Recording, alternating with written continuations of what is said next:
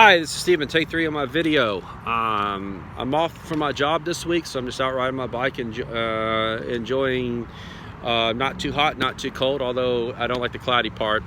I normally don't make Facebook videos, but I want to go ahead and do 2 things on this Facebook videos. First, I want to apologize to some of those that have voted for Biden.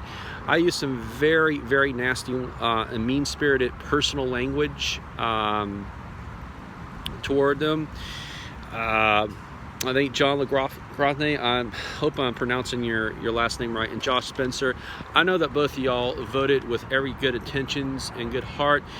John specifically, I know that you worked real hard and dedicated yourself to getting through law school, and you worked for everything you had. And while I massively, and I want to make it perfectly crystal clear, I massively disagree with both of y'all on who the best nominee is and what the best vision of the Democratic Party. I did cross the line and personal attacks, and y'all are very, very good men and human beings, and from the bottom of my heart, please accept my apology. I got a little too carried away.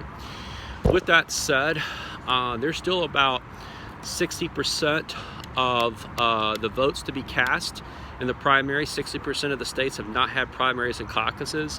So for these, please vote for Bernie Sanders. Do not vote for Joe Biden. I will support Joe Biden over Donald Trump if Joe Biden's a nominee. Okay.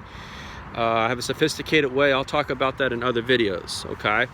I'd much rather have Joe Biden in the White House than Donald Trump. Don't get me wrong. But I really feel like Joe Biden's the weakest candidate we can possibly send. He has no campaign organization, no grassroots structure, no offices. Over the weekend, he had to literally hide from the media. He has about maybe at most 10 or 15 people that show up at his rallies.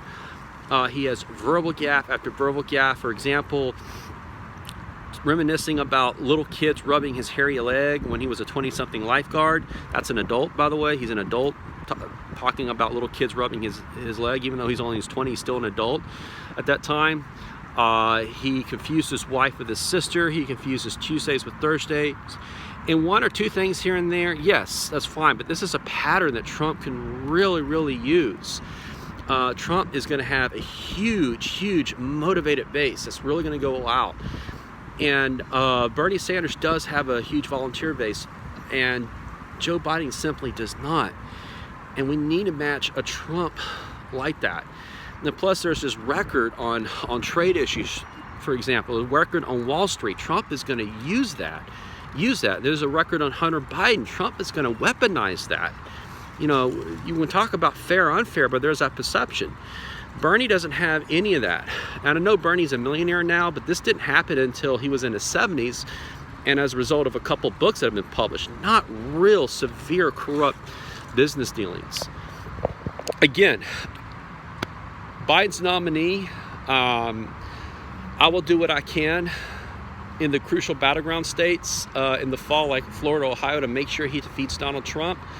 Again, I have a nuanced way. I'll talk about that in a different video. But please, I'm really asking. I'm asking to think about this. Do not believe CNN or MSNBC. Voters in the remaining states, please consider voting for Bernie Sanders over Joe Biden. Please. Thank you, and I hope everybody has a nice spring break.